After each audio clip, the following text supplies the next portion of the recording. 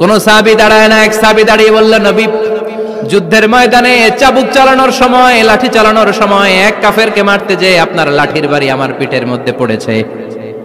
আপনি যেহেতু এই কিসাসটা আদায় করতে চান, আপনার পিঠে আমি লাঠির বাড়ি মেরে এটারে শোধবোধ করে দিতে চাই। বিশ্বনবী বললেন, ওমর রাখো, এটা বান্দার হক, মিটাতে দাও। বিশ্বনবী বললেন, আসো তুমি এসে আমার পিঠে লাঠি দিয়ে চাবুক দিয়ে বাড়ি মারো। সাহাবী বলে, ও নবী, তখন দুর্ভিক্ষের সময়ের যুদ্ধ ছিল, আমাদের গায়ে জামা ছিল না। যখন আপনি আমার চাবুকটা পিঠের মধ্যে মেরেছেন, আমার পিঠে তখন জামা ছিল না। আপনি যদি যথা নিয়মে কিসাসটা আদায় করতে চান, আপনার জামাটা খুলেন, খালি পিঠের মধ্যে বাড়িটা মারিস।